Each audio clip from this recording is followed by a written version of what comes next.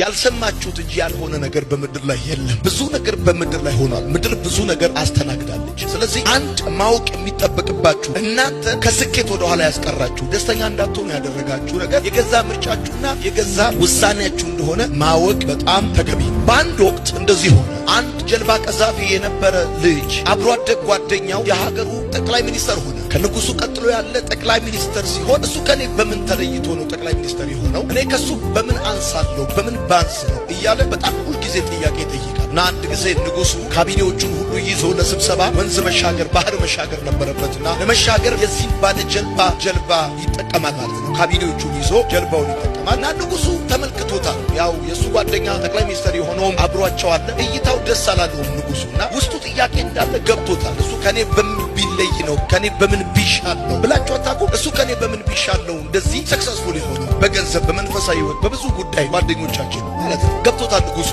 ስለዚህ ባህሩን ከተሻገሩ በኋላ ምሽት ላይ ስብሰባቸውን ጨርሰው ድንኳን ውስጥ ቁጭ ብለው እየተወያዩ እያለ አንድ ጩኸት ተሰማ እና ይህን ጩኸት በተመለከተ እንዲያጣራ ንጉሱ ባለጀልባውን ጠራውና ሂድና ይህን ጩኸት አጣርተና ምንድነው ይህ ጩኸት ሲቼክ አድርገናል። ሄደና አጣርቶ አረጋግጦ መጣ። ከዛ እንደዚህ ያለ አንዲት ድመት ልትወልድ ስትል ነው የጮኸችው ብሏል። ከዛ ንጉሱ እንደዚህ ያለ የቤት ድመት ነች ወይስ የዱር ድመት ነች ብሎ ጠየቀው። ቆይ አንድ ጊዜ አረጋግጬ ልምጣ። ሄደና አረጋግጦ መጣና የቤት ድመት ነች አለ። ስንት ወለደች አለው። ቆይ አንዴ አረጋግጬ ልምጣ አለውና ሄዶ አረጋግጦ መጣና 4 ወለደች አለ። ምን አይነት ቀለም ወለደች አለው። ቆይ አንዴ አረጋግጬ ልምጣ አለና አሁንም ሄዶ አረጋግጦ መጣና 2 ጥቁር 2 ነጭ ወልዳለች አለ። እሷ ምን አይነት ነው ቀለሟ አለው። አንድ ጊዜ አረጋግጬ ልምጣ አለና ሄዶ አረጋግጦ መጣና ማረጋገጥ ጥሩ ነው ጥቁር በነጭ ነች ብሎ አለ። ምን አደረክላት አለ። ቆይ አንድ ነገር አድርጌላት ልምጣ ብሎ ሊሄድ ሲል ያዘውና ጠቅላይ ሚኒስተሩን ጠራውና አንተ ቅድም ሲጮህ የነበረውን ጩኸት ይሰማ የነበረውን ጩኸት ሂድና አረጋግጠ ምንድን እንደሆነ ቼክ አድርገና አለ። ሄደና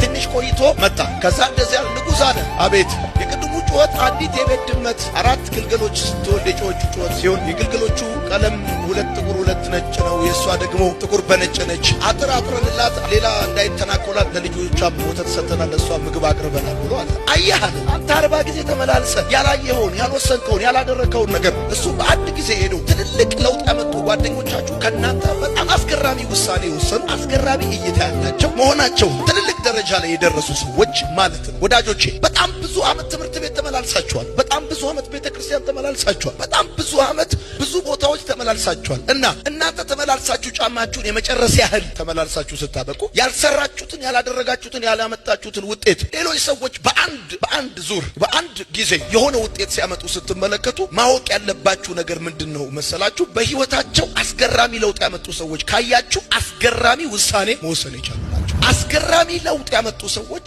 አስገራሚ ውሳኔ መወሰን የቻሉ ሰዎች ናቸው። በገዛ ህይወታቸው በገዛ ማንነታቸው በመንገዳቸው ላይ አስገራሚ አንኤክስፔክትድ የሆነ ማንም ያልጠበቀው ሊገምት ያልቻለው ውሳኔ መወሰን የቻሉ ሰዎች ናቸው። አስገራሚ ለውጥ በህይወታቸው ላይ ማምጣት የሚችሉ አንተ ምክንያቶች ስትደረድር በተለያዩ አቅጣጫዎች ለራስ ይቅርታ ስትሰጥ ስሜትህን ምቾትህን የተለያዩ ክብርህን አጉል ኩራትህን ምናምን ስትንከባከብ እነሱ ግን በራሳቸው ላይ ጨክነው በክብራቸው ላይ ጨክነው ምቾታቸውን ትተው ትልቅ ውሳኔ በጣም ትልቅ ውሳኔ ከባድ ውሳኔ መወሰን የቻሉ ሰዎች ትልቅ ደረጃ መድረስ ችለዋል።